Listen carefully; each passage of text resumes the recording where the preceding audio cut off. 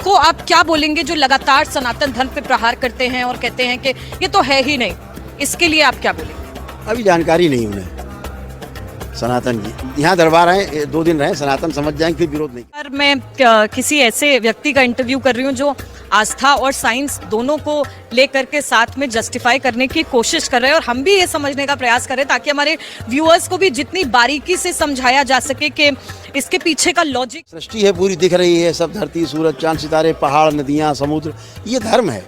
और हर धर्म का अर्थ है व्यवस्था। कर्म और धर्म ये दोनों ही वो चीजें हैं कि अगर एक बिगड़ेगा तो दूसरे पे भी फर्क पड़ेगा। तो इसको लेकर के आप क्या कहेंगे, कर्म और धर्म दोनों को? ऐसा नहीं है, कर्म ही धर्म है, कर्म ही धर्म है। वो लोग जो पूजा पाठ करते हैं मगर कर्म बुरे करते हैं, उनके लिए आपका क्या मैसेज? पूजा पाठ करते हैं, हमारी संस्कृति है, हमारे ऋषि मुनियों ने विज्ञान को समझा। वो धर्म नहीं हुआ। धर्म तो वह जो है ही, वो धर्म है। जैसे सूरज है धर्म है हमारा, वो धर्म है उसका। चंद्रमा है धर्म है। सृष्टि है पूरी दिख रही है, सब धरती सूरज चांद सितारे पहाड़ नदियाँ समुद्र, ये धर्म है। और हर धर्म का अर्थ है व्यवस्था, वो व्यवस्था है। तो व्यवस्था को समझने वाला धार्मिक कहा जाता है, वो धर्म है। तो समझने वाला धार्मिक हो गया।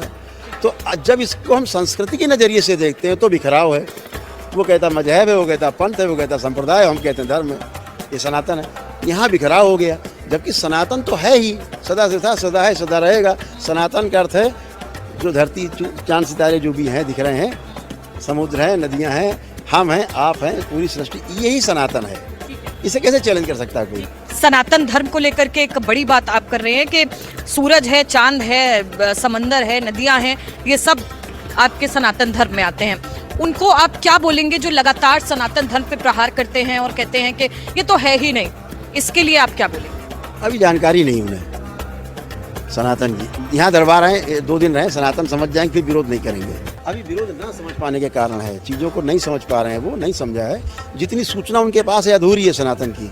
वो यहाँ रहें, देखें 2-4 दिन हमारे दरबार के आतिथ्य में, तो जो नहीं मानते सनातन, यहाँ तो मुस्लिम भाई भी आते हैं, सिख भी आते हैं, क्रिश्चियन भी आते हैं, सब अच्छे होते हैं, अपने आप ही हो जाते हैं। यहाँ यानी कि सभी की एंट्री है, धर्म नहीं देखा जाता है, मगर यहाँ पे सभी लोगों का, क्योंकि यहाँ पे उपचार किया जाता है। क्या शर्त है? ये दरबार के जो नियम है, जो हमारी वैदिक प्रक्रिया है, उसको अपनाना पड़ेगा। तो यानी हवन पूजन करना पड़ेगा, नहीं करते पदयात्रा, सर टेकना पड़ेगा, माथा टेकना पड़ेगा, हाथ जोड़ने पड़ेंगे। पदयात्रा करके आते ठीक हो जाते हैं। देखो मत्था टेकना तो अपने अंदर की बात है, आवश्यक नहीं कि आप मत्था ही टेको जाके तभी ठीक होगा, कुछ ऐसा कुछ नहीं है। ये तो साइंस है। आपके अंदर आस्था विश्वास श्रद्धा है तो उस तरह के केमिकल आपकी बॉडी में बनने लगेंगे। आपको क्रोध आता है तो उस तरह के बॉडी में केमिकल बनेंगे। जैसे क्रोध आया तो क्रोध में क्या होता है, एक ग्लैंड्स खुलती है, उससे कुछ रस निकलता है, खून में मिल जाता है जहर। वो जहर मिलता है तो लाल रक्त कणिकाएं मरने से बचने के लिए भागती हैं उस जहर से। तो कहाँ जाएंगी? त्वचा के आखिरी सतह में।